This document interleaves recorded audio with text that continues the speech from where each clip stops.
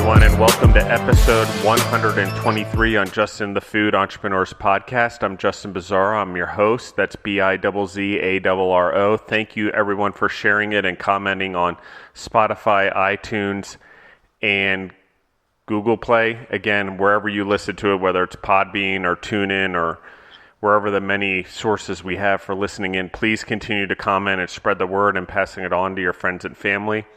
Also, we are still giving away beef jerky, so anyone that comments on the podcast and likes the goat beef jerky, we are giving away, I'd say there's probably about 16 to 20 bags here of beef jerky, so quite a few amount of beef jerky, enough for you to eat at least the month of November, I would say, for sure. One a day. That'd be pretty awesome, actually. Now I may not want to give it away. But we have J.R. Towe back on the phone from the Goat Beef Jerky. How are you doing, J.R.? Man, better than I deserve, as always. So when we just finished, which was literally about 2 hours ago, we were talking about genetically modified foods and things like that.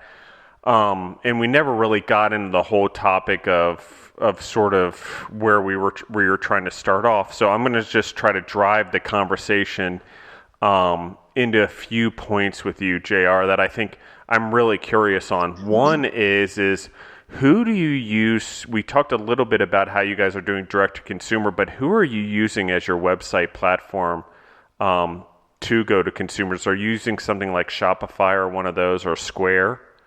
Yeah, so we're using a company called BigCommerce. That is actually I think we're on the last few minutes of that subscription contract, whatever you want to call it. Shopify seems to have more of it's a lot more friendly, right? So BigCommerce is great in the way that it's got a lot of features, but you've got to be, you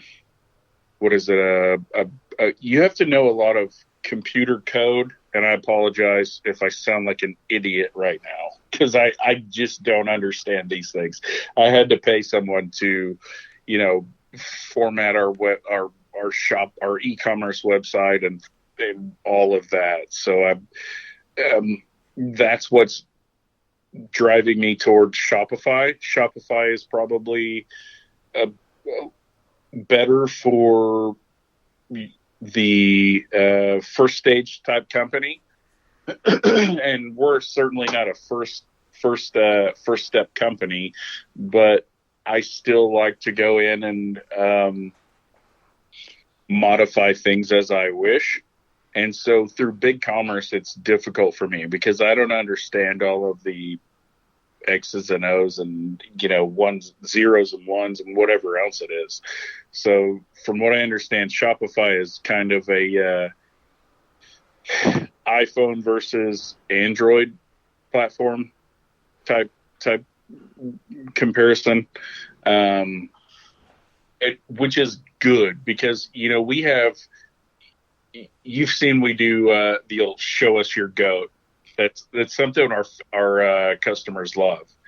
Any opportunity we get to get a photo of our customers with our product, we put them on our website and social media, and through the current platform, it's difficult to do. Like, I think if you pull up our website on a PC or Mac, the photos that we've put up, the resolution's weird, the scale is weird, and there's no way to fix it through our current platform. You look at it through mobile and everything looks great. So sorry for the long way to get to answer your question. Currently we use BigCommerce, but we're exploring shifting over to Shopify. They're kind of a user friendly. They're better position for multiple product company that kind of still wants to manage their own inventory and structure and look. If you can design an Instagram page, I think you can manage a Shopify website.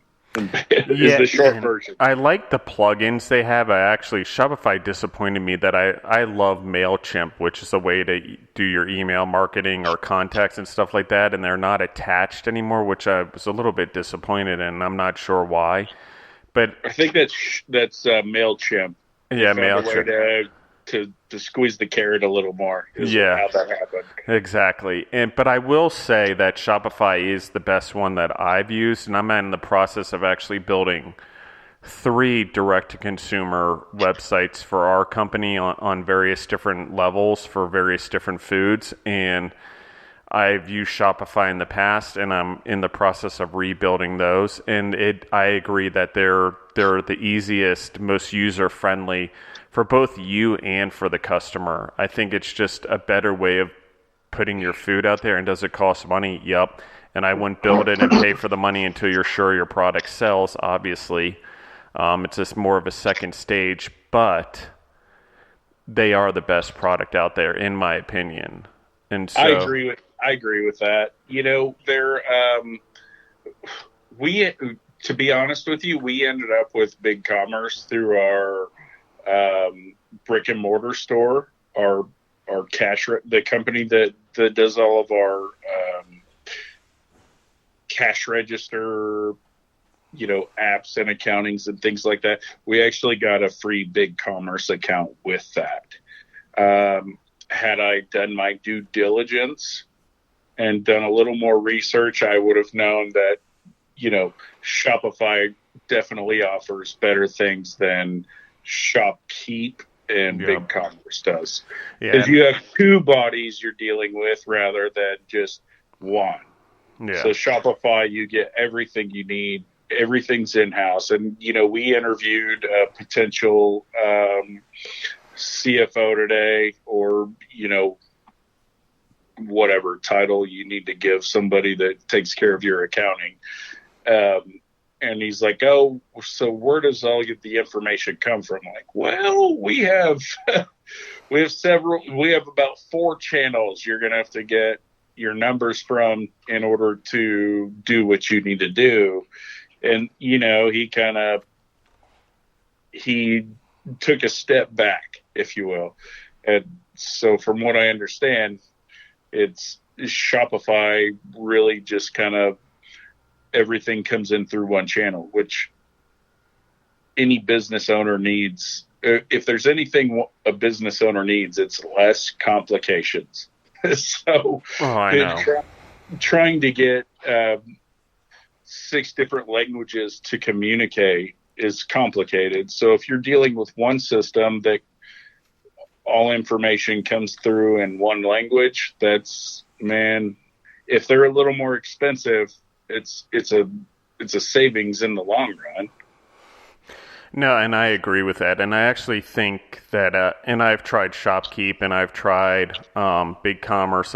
I've tested a lot of them, and I use different ones in different applications.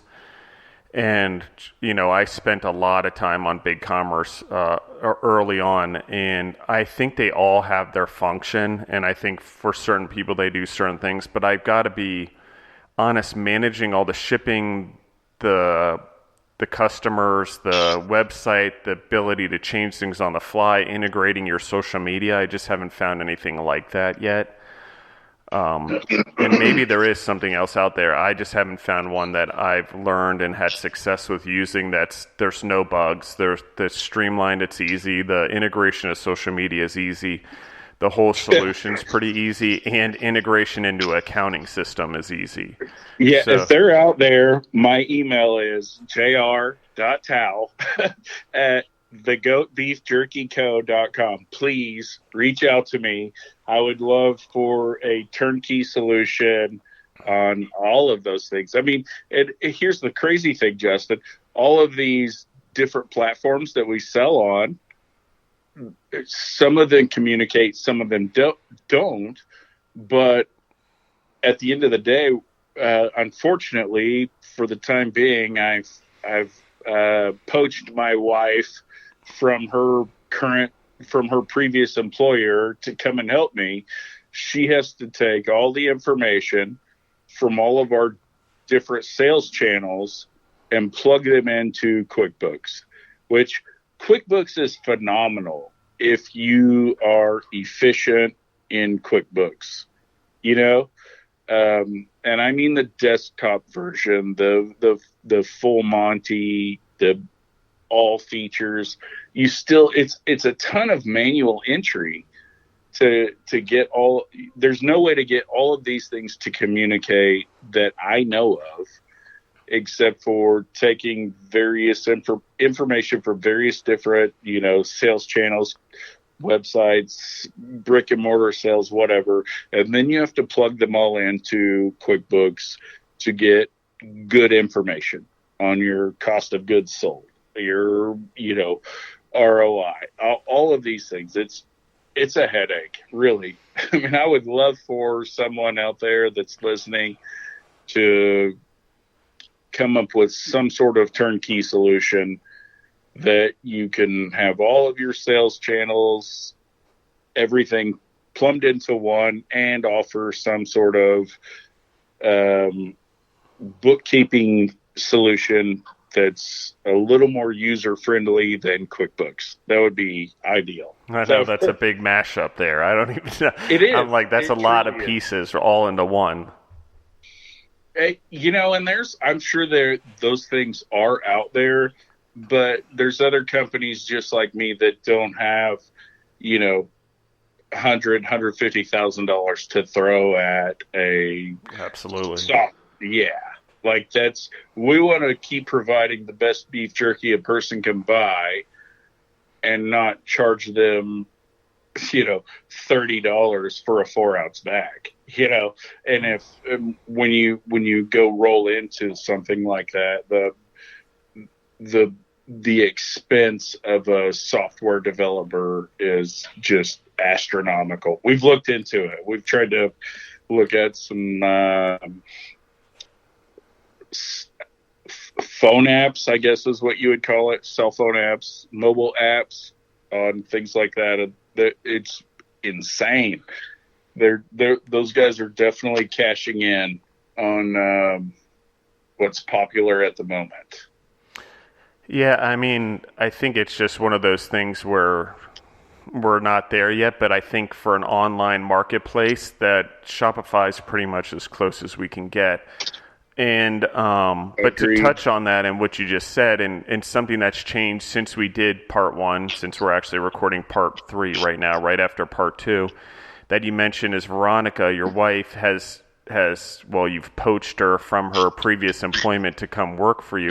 So I want to sort of go down that road and talk about it. I know my experience, I work with Deborah, on an everyday basis, and the dynamic that brings to a relationship. But I want to sort of talk about, I mean, you started the company by yourself, and now you have the dynamic of being business partners, basically, with your wife on a regular, everyday basis, not just on on your taxes statement sort of partnership. So yeah, absolutely. That you nailed it. That's kind of where we're at. Actually, pardon me. I actually asked her to come and sit in my office when you called back to so that you can get her take. You've heard my take off mic, if you will, which is probably better than being recorded. But yeah, you build something you hope to make something better in life, right?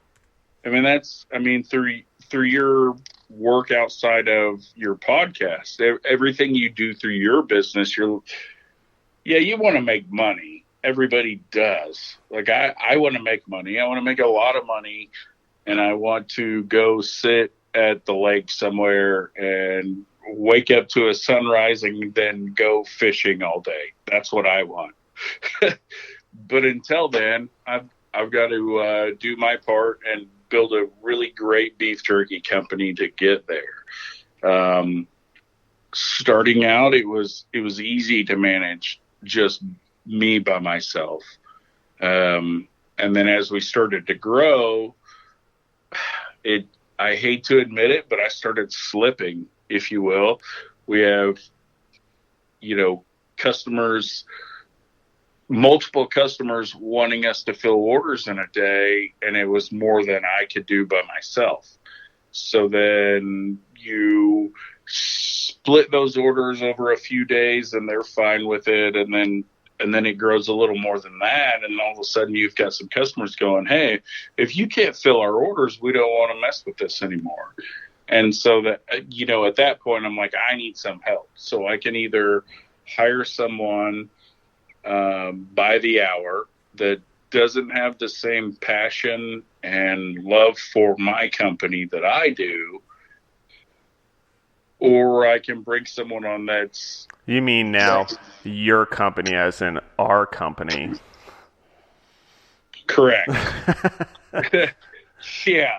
So, and that's right, So at that point, I'm like, hey, my wife, Veronica, I'm like, hey, I either have to hire somebody to help me get these orders filled, delivered, stocked on the shelves, and pay them by the hour and hope that the orders keep coming in so that someone we bring on get ingrained in our culture and, believing in the system, and hope we don't have to get rid of them, because we don't, I hate to say get rid of them, but, if you can't pay their paycheck, then it was a huge risk. Or flip side is convince Veronica to come on, help me out. She could either stay at the office or go and fill orders or vice versa. We just kind of split duties at that point. And, that's the direction we went. It seems to have worked out. I feel like it's worked out because it's cut down on our overhead. And I don't mean that in a greedy way, because I would love nothing more than to have a staff of 100 people that make more money than they could ever dream about making. I mean, how beautiful is that? Like, to just get people ingrained in the same mindset you have, and then pay them more money than they ever dreamed about making, and they never want to leave. That's like storybook goat beef jerky company for me. We're not there yet, so I had to bring Veronica up. Begged Veronica to come on. She had a really great job with a really great company. And it took a lot of convincing to get her to come and help me out with this. Because, not only does she have to learn the operating side of a company, she's giving up a lot of great things that she already had. You have your own office and people that help you, help you with things that you do or whatnot. And then all of a sudden now she's coming to work with someone she sleeps in the same bed with. I don't know how it works for you, Justin, but if someone that works for you fucks up, you kind of let them have it. Or, you let them know that they made a really bad decision of some sort or whatever. And, there's consequences for bad decisions.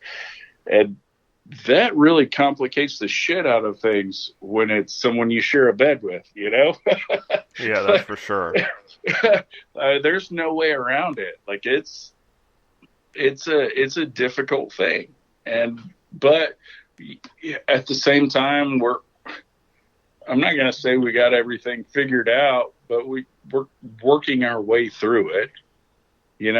Some days it's a cuss fest at each other. Other days it's, oh, thank you for showing me that. And, oh, wow, I didn't think about that. That's great. So we find a way to take the good with the bad, but I'll tell you this, it is not an easy road to travel.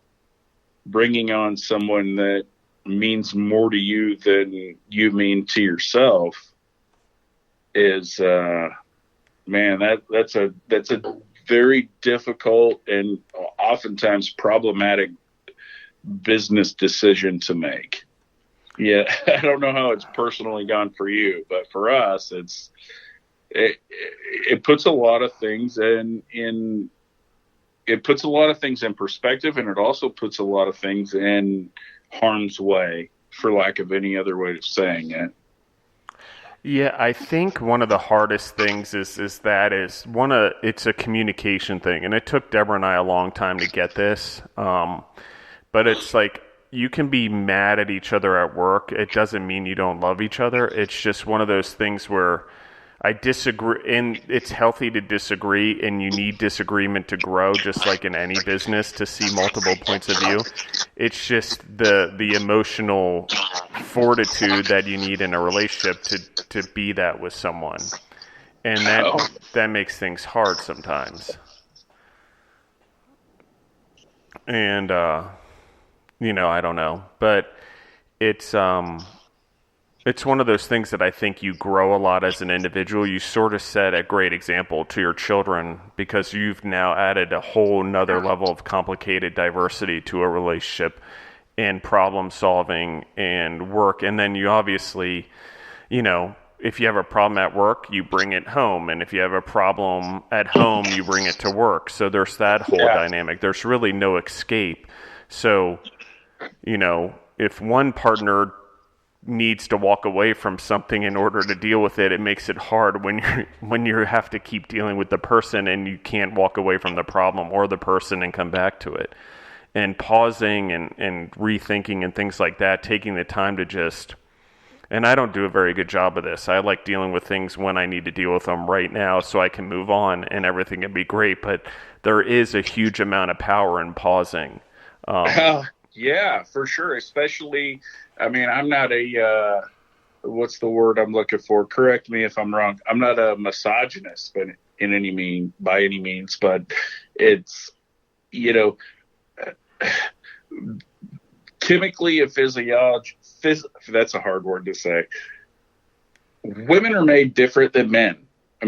Just in general. So whereas, like what you said, I want to deal with this right now while it's in my face and address the issue and move on. That is not the same case with who you're wanting to resolve an issue with. In general, women generally like to sit on things for a little while and weigh things out in 12 million different options and move forward from that point after they've had a good week to think about it.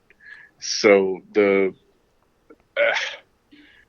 that really does sound bad coming from here, but the point being is that you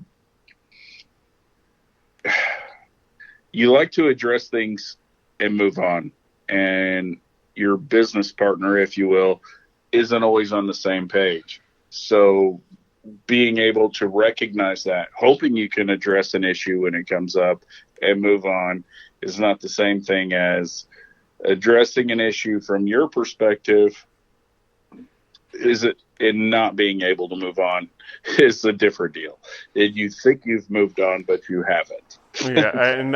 It's one of those things I really urge anyone who does it. One, you obviously have to have a strong relationship to begin with. And number two is you've got to be willing to explore a totally different dynamic in your relationship, and you've got to both be willing and able to grow how you have before in your relationship. So if you have a lot of growth and you guys grow together and take on challenges together, working together is the right thing. If you sort of handle challenges and things independent of one another, working together makes things a little bit harder, Yeah, so for sure.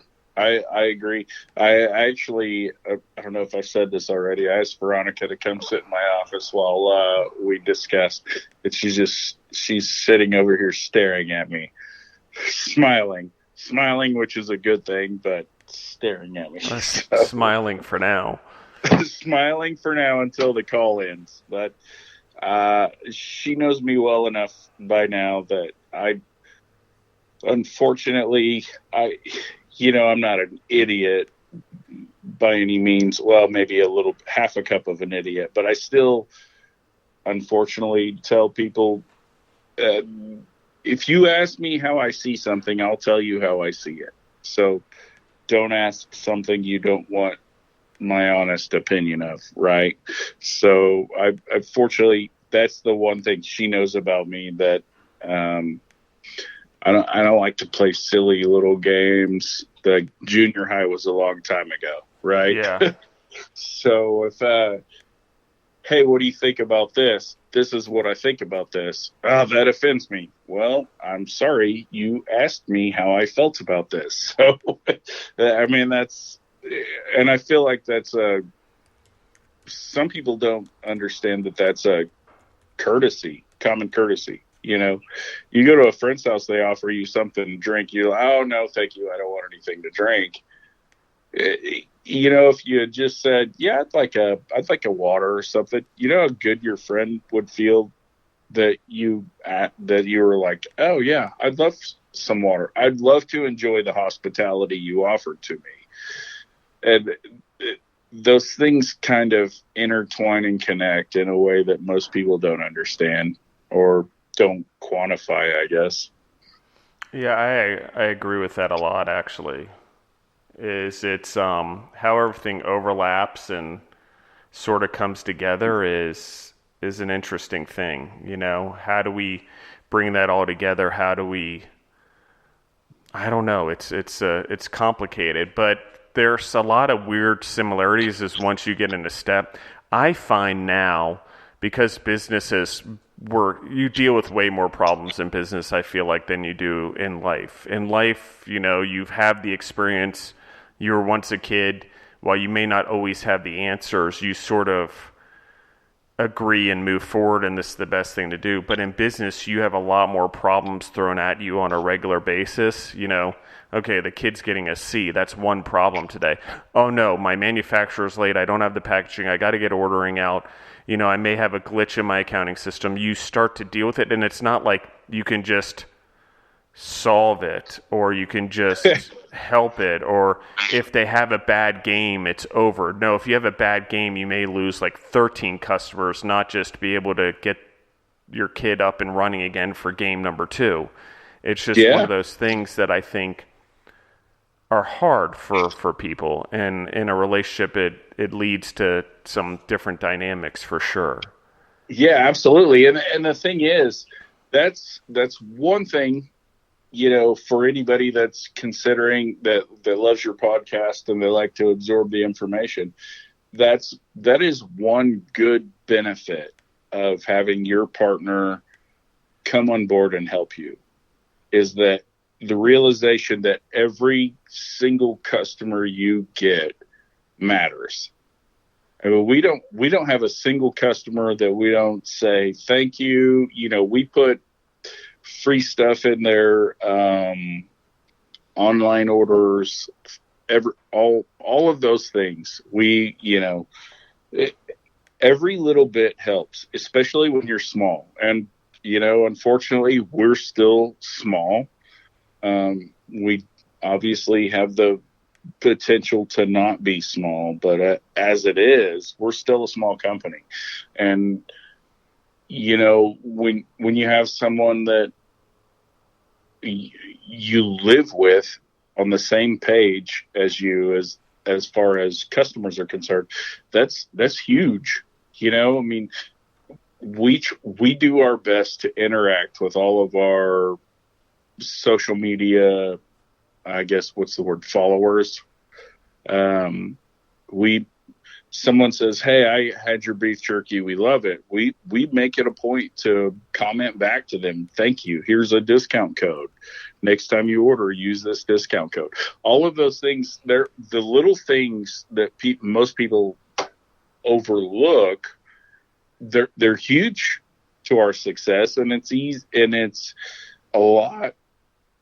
I don't want to say it's a lot easier to do, because I mean it's minimizing something at some point, but it's it's beneficial for your life partner to be on the same page as you when interacting with the people that are part of your success. I mean, that's there's no other way of looking at it.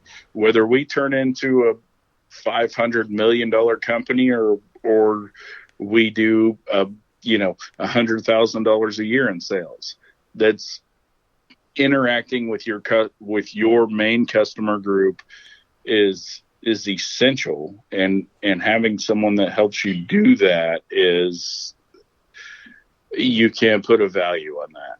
And in my opinion, I mean, there's plenty of people, I'm sure if we did enough social media, somebody would tell me how I'm wrong, but because that's the way it goes. But for us, it works out great, because we did a giveaway today.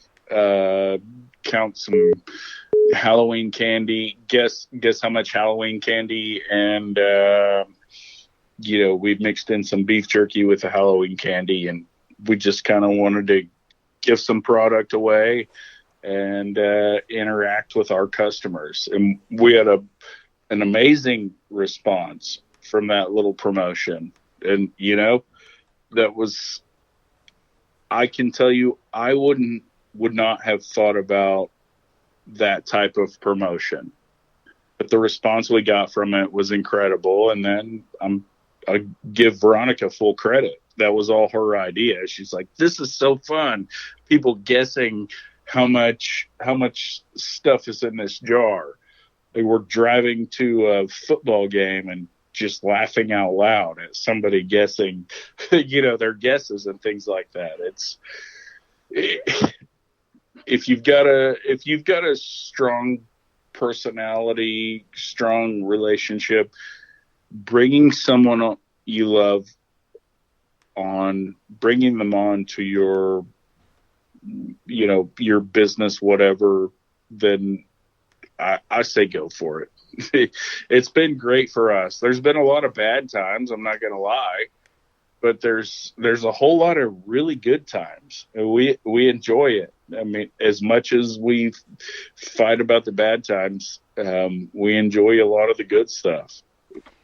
Yeah, and I think that's a lot of what happens in relationships as well, is that if you can make it through it, I mean, and really the opposite should be true. The business should be an experimental ground on how to do better in our relationship, not our relationship experience teaches us how to do better in the business. I mean, the business, you'd rather get it wrong there than wrong in the relationship. You know what I mean? So how can we get it wrong here and work through it and take back what we learned back into the relationship? And when Deborah and I started thinking about it that way, not like anything was bad, everything's always been great, it really improved the way we dealt with things. Okay, how do we deal with this problem? Okay, how do we deal with it when we're working together? Oh, well, we seem to deal with it just fine at work, working our way through issues, communication, making sure each other's heard, listening to both each other before we solve a problem.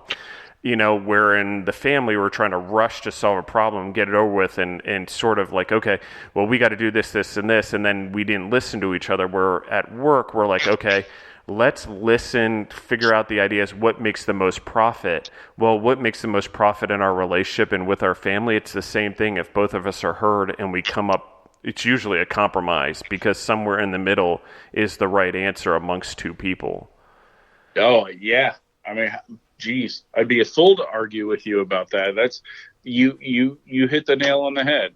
That's how it goes. And the quicker you are to realize that and put your egos or, insecurities or whatever it is, that however you need to categorize it, to swallow it, once you put those things aside and factor in exactly what you just said, that's productivity, and that's what you want. Once you take yourself out of the equation and look at the common goal, you're able to accomplish some really great things, especially if you have a partner that's got the same common goal. I mean, two against one wins almost every time, right?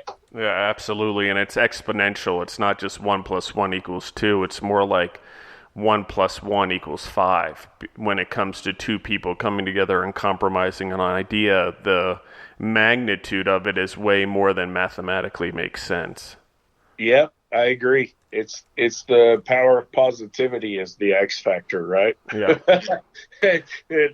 Here I go talking about magic, something I don't believe in. Yeah, I know. There is the law of attraction, which is all part of it. Your kids listen to you more when you're setting a better example that's more productive. And that's one of the things that I agree with. The law of attraction goes in many different directions, but I particularly think that's one of them. I want to quick switch topics for about 8 minutes because I think it's an important topic and I want to really start getting into this in season 2. But I want to talk to you. I mean, there's various different types of leadership in business and as a male in our families, as a female in our families, all those type of things. But I want to take about 8 minutes, JR, and talk about how you see leadership in your life and in your business and how that sort of translates in the way that you run your business. Man, it's I truly am glad you asked that. My leadership approach, and we do not have a large team yet, but I love, and I've told you this before, I love competitive sports because I'm sorry, I drew a blank. I'm sure you're talking about the leadership in competitive sports and what it teaches kids. Yeah, it is. Kids and I just really for a second wanted to fast forward to the highest level. There's no magic recipe for the reason that the New England Patriots have won as many Super Bowls as they have. I mean, yeah, they do have the GOAT of quarterbacks, right? But they've got a really great operation. And I got to tell you that I've spoken with, they actually reached out to us, wanted to do a partnership of sorts that, it wasn't anything that we could financially do. I wish we could have, to be, completely honest with you. I wish we could have partnered with the Patriots. They're, from what I can gather through talking to them and reading online, they're an amazing organization, but they're, amazing organizations are built from the top up. And you have a whole lot of people that are going to throw rocks at me for saying that, but it really is the truth. So you start with their CEO, right? And he decides who's going to manage their operations, their financial program, and their sales team and things like that. And then it trickles down, and then you've got division managers and or department managers, and then you've got shift leaders. I guess I'm just reaching for the different areas of responsibility, but to define it all starts at the top. The main decision maker is who's responsible for the success of the organization as a whole. Yeah. And if the main decision maker is if he's more interested in his brand, if you will, rather than his personal ego, then it's a win-win for everybody, right? So let's take the Patriots and paste that and just say we're talking about the GOAT. So I'm now the main decision maker, and I hire a chief of operations. That chief of operations hires a sales manager. That sales manager does his job and brings on a bunch of accounts, and then the chief of operations brings on, employees to fulfill orders or, give good customer experiences. Cause, that's a good part of it. We interact with our customers a lot. Right now, it's just Veronica and I.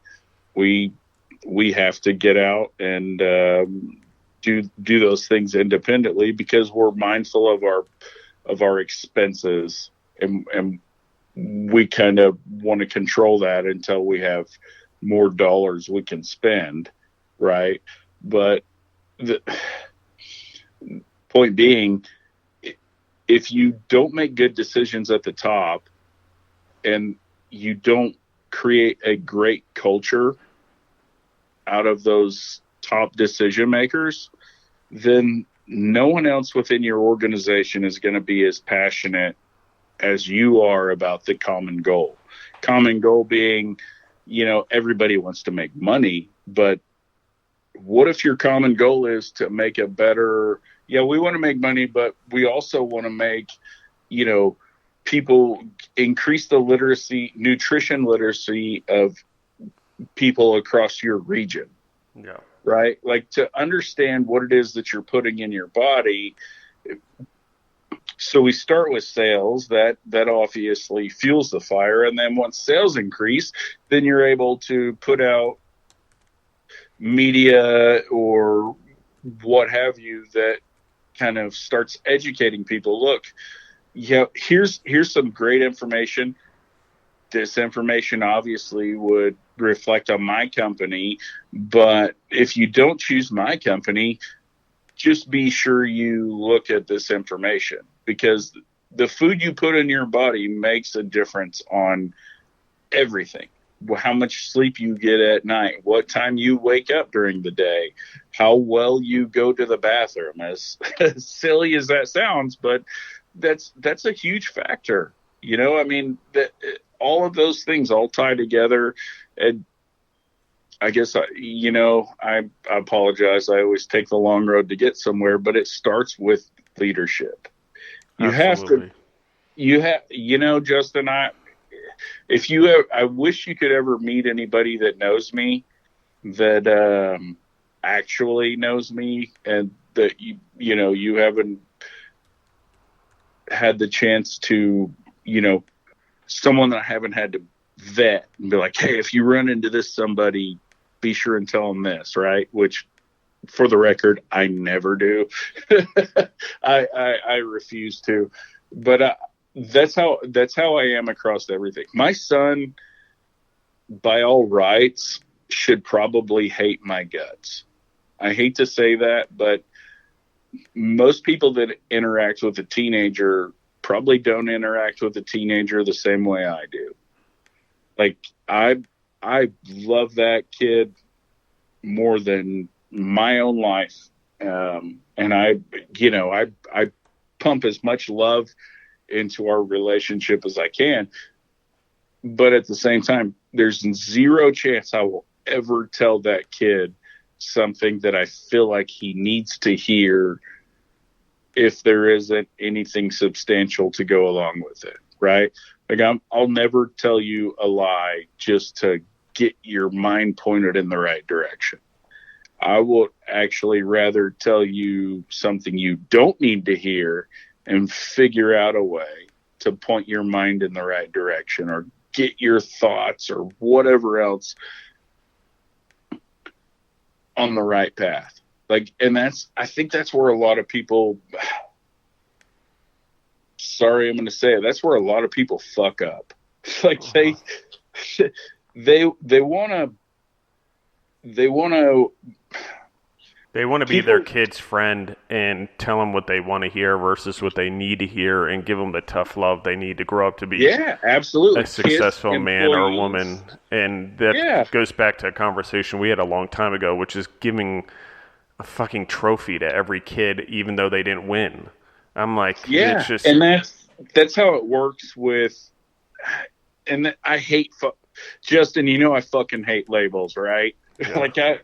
But I will say, because I can't think of any other way to say it, but middle management, right? You got your middle management type people, and they do a successful job at what they do, but at the same time, they were once not middle management, and so they still want to be friends with the people they're in charge of managing, and they want to stay friends. They want to stay, unfortunately, popular, and so decisions are generally not in the direction of the well-being of the company. Its decisions are in the well-being of their popularity. I hate to say that, but it's not just an opinion. I mean, I've witnessed it. I've seen it. Anyone that knows me, I'm friends with. I haven't met anybody I couldn't be friends with. I mean, I'm a easygoing guy. I'm objective. I may not agree with you on how you see things, but I can see the good in you, and I would like to be friends with you. It's easier to be friends with people than foes, And absolutely. So like you said, we've talked about this before. Parents want to be friends with their kids before they want to be parents, but shift that back to a business perspective. The CEOs and on down, like, you start at the top and there's great decisions made. I assume there's great decisions made. And then as it goes down from there, the decisions degrade in quality by level, if that's a thing, right? So by the time you get down to the middle management, lower management that's in charge of the people that are really in charge of the quality of your product, let's say food service partners, let's say they make my beef jerky, and you're in charge of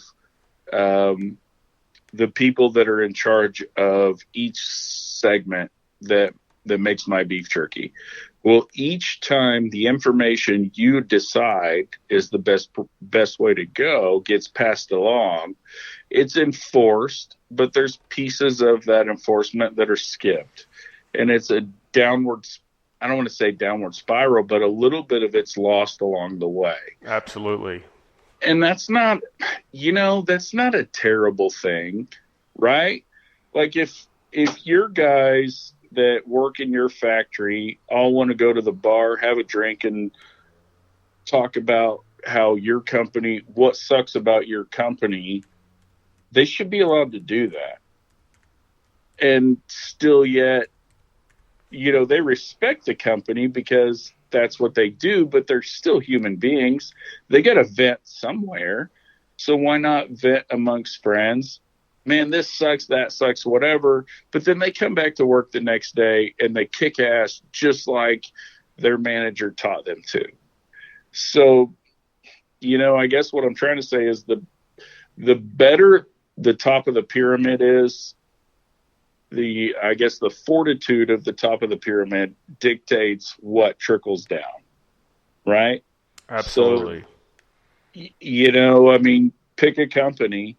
If there's a questionable CEO, whatever, decision maker, however you want to label it, if they're questionable, go look at the rest of their company, look at their sales reports, look at things like that, and you'll see, okay, well, this guy doesn't make guy or woman. I apologize. I try to stay politically correct. I'm from Oklahoma. It's a different world for me here. The person making the decision, depending on how their company does it, truly is a reflection of them. And if they don't own that, then, maybe they're not the best.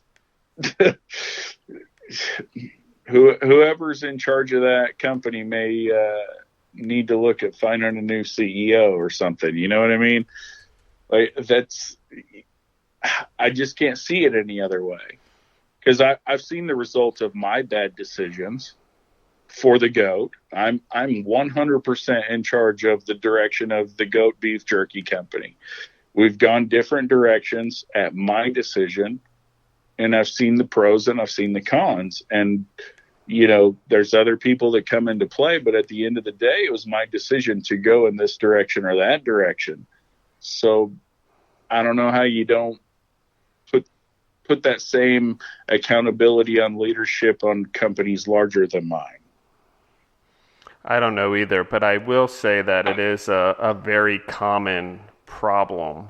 And I would say that one of the things is that if they want to go complain at a bar, like you said, middle management, we don't have the open heart policy. And I'm not talking about open door, because I think that's wrong. I think human beings, our leaders need to be willing to have that connection with us. That doesn't mean spill the beans. That doesn't mean they need to know every integrated piece of our lives or vulnerability we have. It just means we need to be vulnerable enough to accept criticism and the way that we're doing things. 100% agree with that, brother. And we need to make sure that as leaders, no matter where we are, even in our own families, that we have an open heart policy where we can receive complaints, we can receive, things that we need to improve on, and not get defensive over them, and actually be vulnerable enough to look at it and have the self-awareness enough to say, hey, maybe there is something to it. And just because I don't see it that way, I need to understand why they see it that way. And maybe it's not really what they're saying, and maybe it's not really how I receive it. Maybe the problem's something else. But without having vulnerability on both sides, the vulnerability of the person to come tell you and the vulnerability of the person in a leadership position to receive it, there really is no, other thing. And then the other part about it, I think, is management, owners, all of that, we need to be willing to be led by our employees every once in a while. Or by our children in our homes, because we don't have all the answers. If I don't understand technology, I have no problem going to my stepdaughters and be like, help me with Instagram. How do all these people get multiple stories a day when I can only figure out how to get one? And then it's a simple thing. But we're willing to go with them to leadership on things we don't understand, but sometimes we need to say, I don't know, what do you think? And there's huge insight into things because we don't see it at the level they see it in. And that's willing to be led. And we need to be vulnerable enough to ask and say, we don't know. And Justin, I love the way you defined that. That's perfect. I keep telling you, we're not a big enough company yet to be vulnerable to those things. We will be soon. I promise you that. But that's exactly it. You have to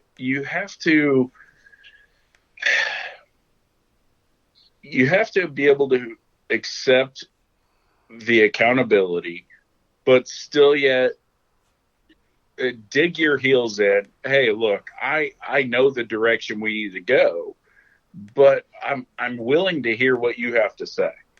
Yeah, absolutely.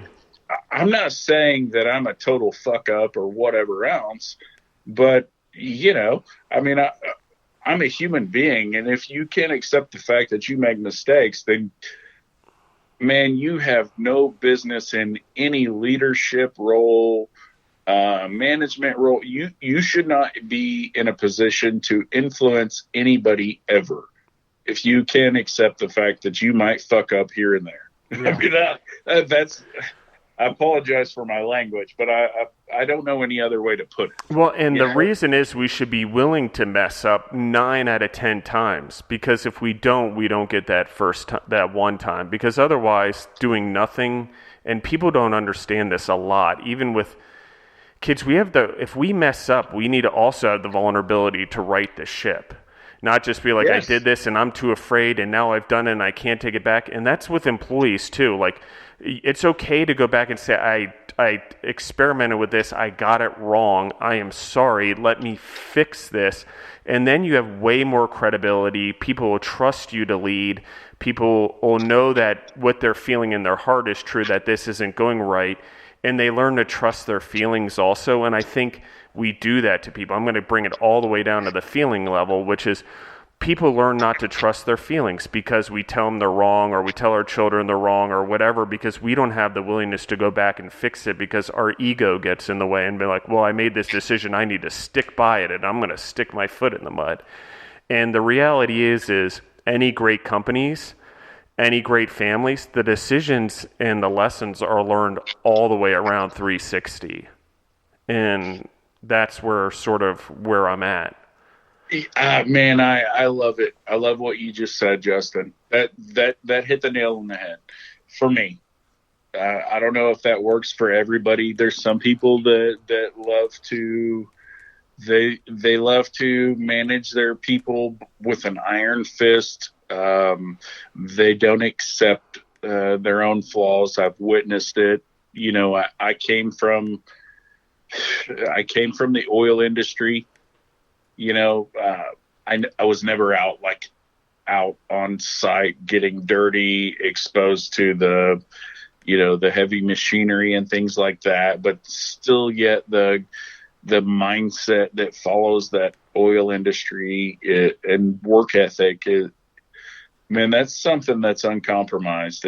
It's there. It truly is like an all for one for all type. As cliche as that sounds, it really is that way. The company I worked for before I started the G.O.A.T, everybody there from top to bottom was all busting their ass for a common goal. We have the orders. Let's all do our part to get our orders out the door. And then, you know, when those checks hit the bank, we all reap in the rewards of that. And they created a culture that I admire. Even if they, you know, if you go interview one of them and they say, JR's an asshole, he sucks, whatever, there's zero chance I would change my perspective on the culture they created. Because honestly, everyone there, because I started, I don't know if you remember this, but the company I used to work for, I started at the bottom. Like, I started as low as you could go. I started out as a production welder. I had X amount of products I had to weld in a day. And it was one of those things that, you know,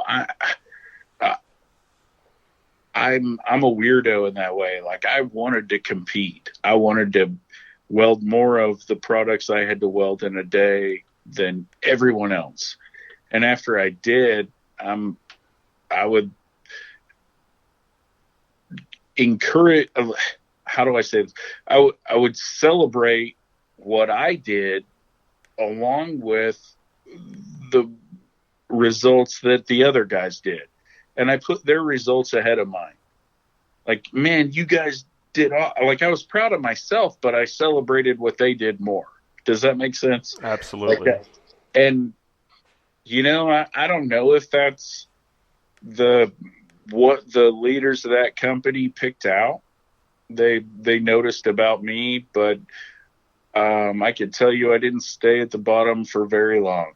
And I didn't play any silly social games or, you know, I mean, there's a lot of things you can do to move up in a company, and I didn't do any of those except for keep my head down and challenge myself on a daily basis.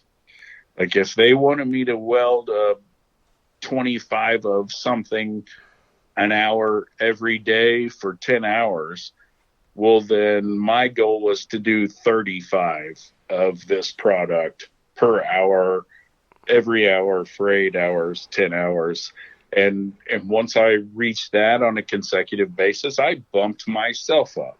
Yep, exactly. Like, okay, you know, and it was It's kind of like in the last conversation we had on the genome therapy and whatnot. You have to be comfortable with the line you draw in the sand. And at one point when you draw a line that you're like, man, I'm good with just sitting right here, which in my opinion is the bare minimum. That's when I think that's when you set yourself up for failure. Agreed. Right? Yep. And there's like I said before, there's Veronica and I, just before we jump back on this call, we were in a debate about whether or not people should be allowed to mess with the genetics of a human being or future race or whatever else. And it's so complicated that there's no right answer. So I feel like within reason, within some sort of reason, you have to do what's best for you at a given opportunity. And for me, what drove me to become the best I could be was, if this is the bare minimum, I'm going to raise the bar. And as soon as I reach that, I'm going to raise it again. And I did that until I got to a point that, when I started working at the company I worked for, the bare minimum was $25 an hour. And then by the time they yanked me out of that shop, I was producing 45 of this product an hour.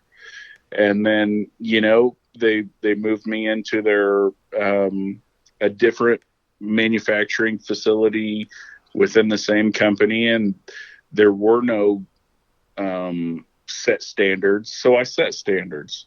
And then once I reached those standards, which I thought I never would, I raised them again. And then they gave me people to help within that department. And so I figure I have 2 people. So I'm going to double what I had already met my personal goals, and I raised them. And then they gave me more people. So what I raised them to, I doubled again, and then when myself and this other person, once we reached those goals, I thought, what, we're not reaching our full potential. And I feel like that's what's missing. If you're outside of the sports world, I feel like that's what's missing in this world, in the United States anyway. People want to achieve goals, right? And if you set your goals too low, and if the goals are too obtainable, if they're just easily obtainable, then they're really not goals, are they? There's no reward in it. And I feel like that kind of touches base on a previous conversation we had, that gold, everybody gets an award or whatever, but man, you give somebody a goal that's tough to achieve, and look at the joy in their eyes. Look at the emotion coming out of that person once they reach that goal that no one thought, reach that standard that no one that was supposed to be unobtainable. Man, is that not beautiful? And then to be able to reward that person for their efforts, and then that person obviously says, hey, I did this. I know you people out there can do better, right? Like, geez, it's you get somebody that sets a standard, and then that standard, they're telling people, hey, I set the standard, but this shouldn't be the standard. I know it's possible to do better. Man, that just makes my heart. that makes me smile. I'm probably tearing up over here a little bit, just thinking about somebody reaching a goal that they thought was unobtainable, and then telling everyone else, look, I never thought I'd get here, but I did. So guess what? You can reach this next level that should be impossible.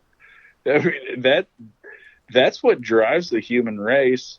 And as long as we got people that out there that are influencers, and as I'm trying to tie this back into the leadership question you asked me, as long as we have leaders out there that can put people in a position to reach goals on an incremental level, then those people, when they reach those goals, they influence everyone below them to reach goals better than the goals they reached.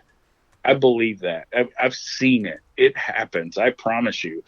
Put out a test. I would love for anyone to prove me wrong.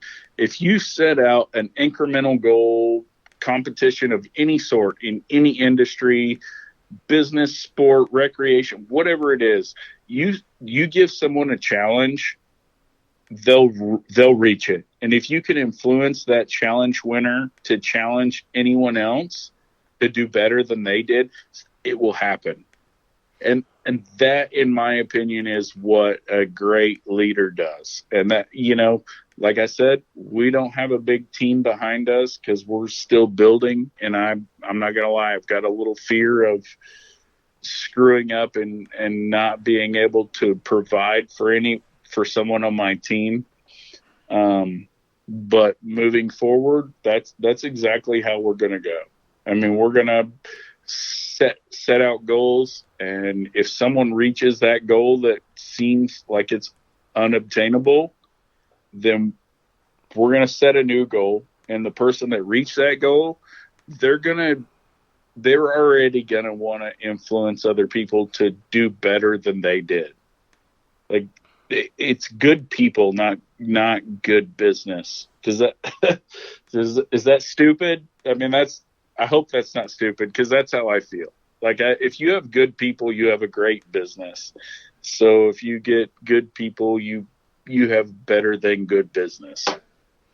I agree with that 100%. And I sort of want to end there, because I think that's the actual, amongst all this, we wrap it all together. We talk about the relationship aspect of working with a spouse. We talked about leadership and how that affects a business, and a little bit about the POS systems, the point of sale systems, and online marketplace. But I think the real takeaways from this is, if we surround ourselves by good people that hold us accountable to do things the same way we need to hold ourselves accountable, that they don't just give us a pass by giving us a trophy. If we start slipping and we're not holding up to our end of the bargain, we need people in our lives that hold us accountable, whether it's our kids, whether it's our spouse, whether it's our employees, whether it's ourselves.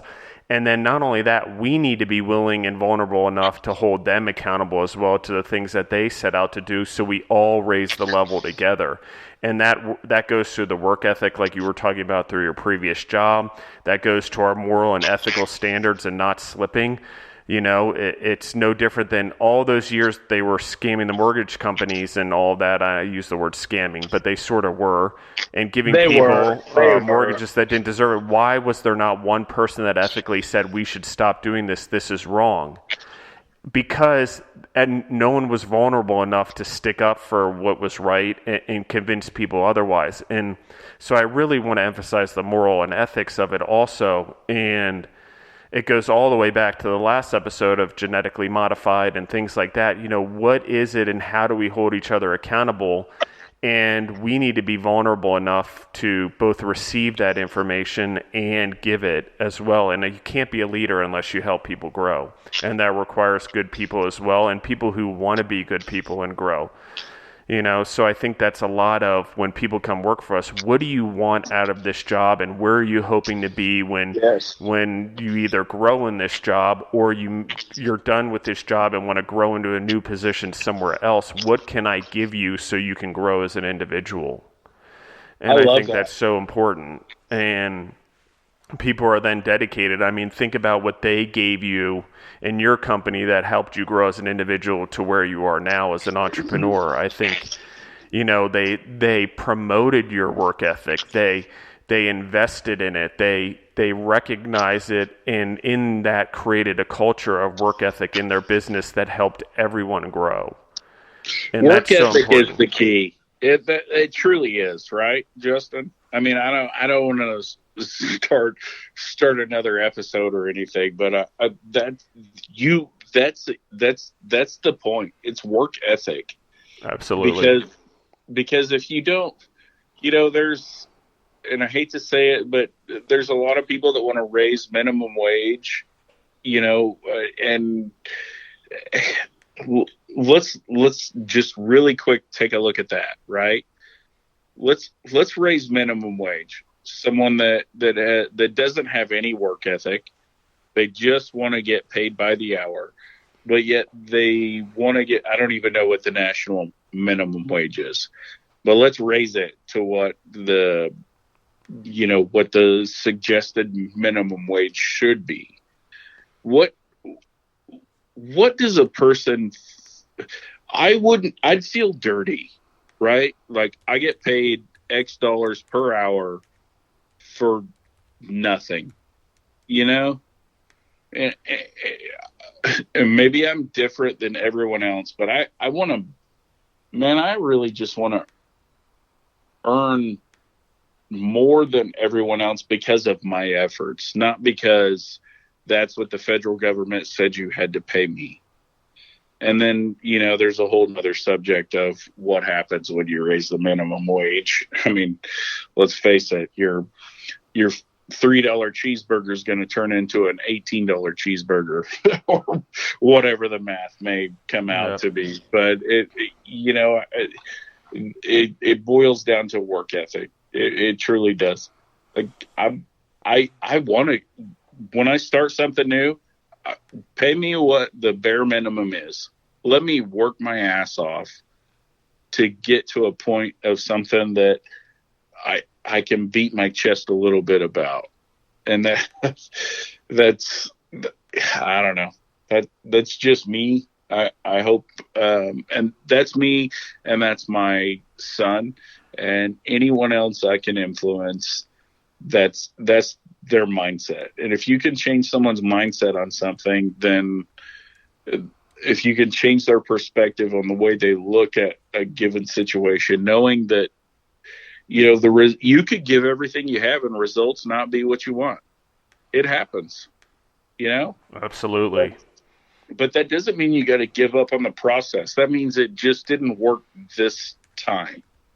Next time, if you stay the course and make that your lifestyle, you've got a real opportunity of doing something amazing with this world, in this world, whatever. I mean, I don't know how you want to say it, but I guess I may sound like a crazy man, but that's how I live my life. No, and I agree with you. And I think we just need to leave the world a better place than we found it. So thank you, JR. Really, thank you for coming on the podcast, doing 2 episodes today. I think it's pretty awesome.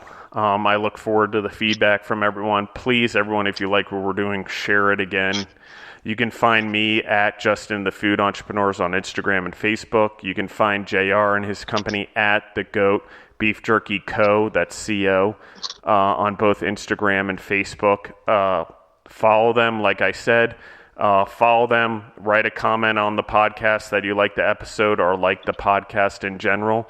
Send a photo of it, your comment, to Justin at thefoodentrepreneurs.com and win a shitload of beef jerky. I don't think it gets much better than that. So, as well as a pair of sunglasses and a hat that I have from JR and his crew. So I think it's a pretty sweet deal. I definitely wear my G.O.A.T beef jerky hat and sunglasses all the time. There's many photos of me with them. So they're pretty awesome. JR, I look forward to having you back on the program. I want to talk about all your apparel and the sunglasses and stuff like that as well, and where that's going.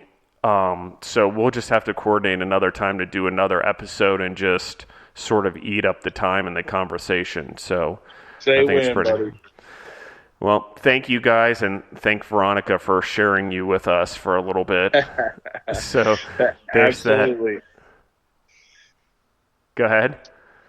I said, absolutely, man. Anytime. We're happy to. It's fun for us, and I do apologize that I talk a lot, but